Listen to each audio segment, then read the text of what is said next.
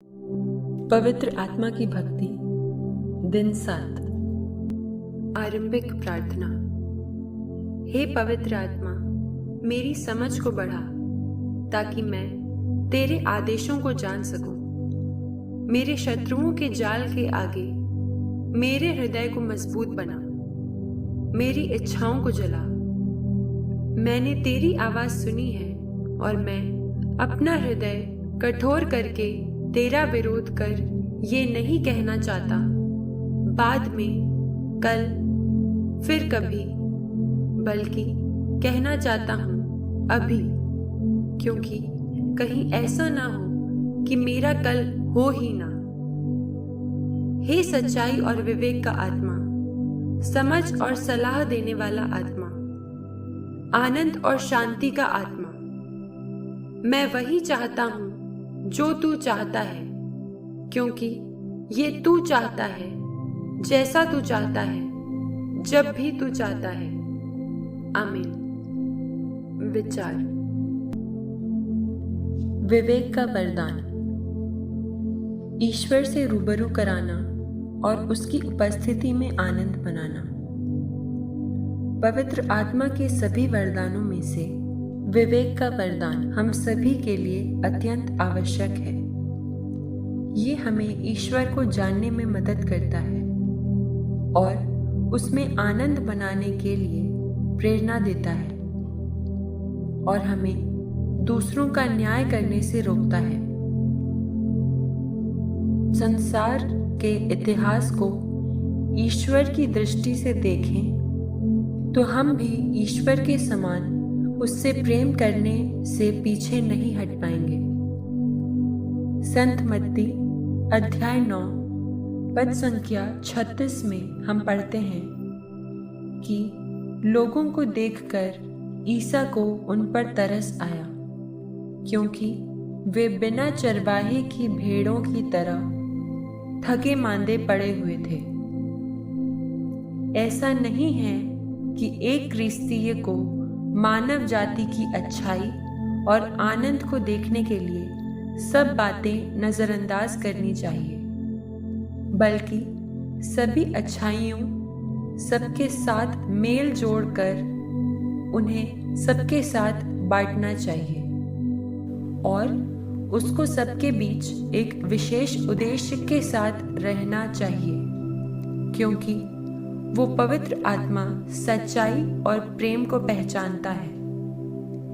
एक क्रिस्ती का विश्वास उसे कमजोर नहीं बनाता, बल्कि उसके अपने वजूद का सही अर्थ समझाता है। हम किसी मामूली खुशी को पाने के लिए नहीं जीते, हम ईश्वर के साथ जीने के लिए बुलाए गए हैं, ताकि हम पिता, पुत्र और पवित्र आत्मा के प्रेम को जान सकें और दूसरों को पवित्र त्रित्व के समान प्यार कर सकें। ये क्रिस्तियों को विश्वास द्वारा नैतिक मूल्यों और इंसानी गरिमा को ईश्वर की गरिमा से मेल खाने के लिए प्रेरित करना है।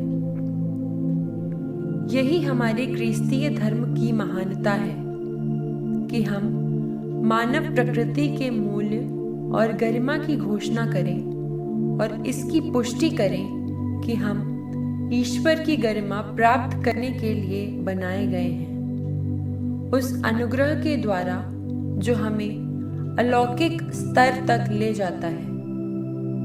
ये अविश्वसनीय साहस होता अगर ये पिता ईश्वर द्वारा हमें दिए गए उद्धार के वादे पर आधारित नहीं होता, जिसकी पुष्टि मसीह के रक्त द्वारा की गई है और पवित्र आत्मा की निरंतर क्रिया द्वारा पुनः संभव बनाया गया है। हमें विश्वास से जीना चाहिए।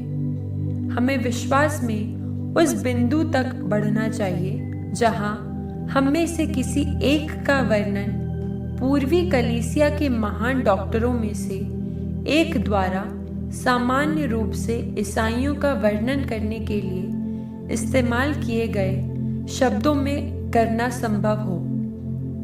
जिस प्रकार एक पारदर्शी शरीर प्रकाश की किरण प्राप्त करने पर तेज हो जाती है और बाहर चमकती है, इसलिए जो आत्माएं पवित्र आत्मा द्वारा उत्पन्न और प्रकाशित होती हैं, वे स्वयं आध्यात्मिक हो जाती हैं और दूसरों को अनुग्रह का प्रकाश देती हैं।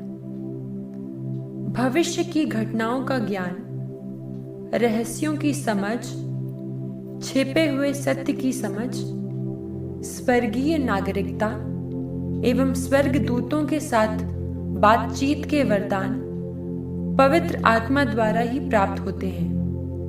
उससे कभी न खत्म होने वाला आनंद, ईश्वर में दृढ़ता, ईश्वर की समानता और सबसे उदात्त स्तंभ की कल्पना की जा सकती है, वो है ईश्वर के समान बनना। विनम्रता के साथ मनुष्य की गरिमा की महानता का एहसास, और ये एक भारी तथ्य है कि हम ईश्वर के बच्चे बने हैं। ये हमारी अपनी ताकतें नहीं हैं जो हमें बचाती हैं और हमें जीवन देती हैं, बल्कि ईश्वर की कृपा है। ये एक ऐसी सच्चाई है जिसे कभी भुलाया नहीं जा सकता। यदि ऐसा होता तो हमारे जीवन का दैवीकरण विकृत हो जाता और अभिमान बन जाता। जब आत्मा दुर्बल बन जाए तब ये आध्यात्मिक जीवन के टूटने की ओर ले जाएगा। संत अगस्तिन पूछते हैं, क्या मैं कहने का साहस करूं कि मैं पवित्र हूं? यदि मेरा मतलब पवित्र से है कि मैं पवित्रता लाता हूं और मुझे पवित्र बनाने के लिए किसी की आवश्यकता नहीं है, तो मैं झूठा और गर्व से भरा हुआ होऊंगा। परंतु अगर मैं समझता हूं कि जैसा हम लेवी ग्रंथ में पढ़ते हैं वो पवित्र हो जाता है। अति पवित्र त्रित्व के तीसरे व्यक्ति से प्यार करें। प्रोत्साहन या तिरस्कार की दिव्य गतियों के प्रति अपने अस्तित्व की अंतरंगता को सुने जो आप उससे प्राप्त करते हैं। अपनी आत्मा में उंडेले प्रकाश से दुनिया में चलें और आशा का परमेश्वर आपको सब प्रकार की शांति से भर देगा, ताकि ये आशा पवित्र आत्मा की शक्ति से आप में दिन पर दिन बढ़ती जाए।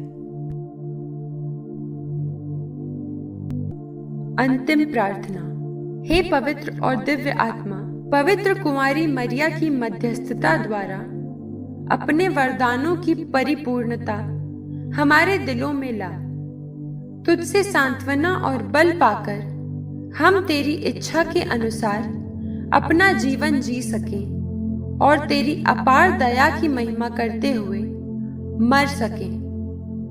हमारे प्रभु यीशु क्रिस्त के द्वारा, आमीन।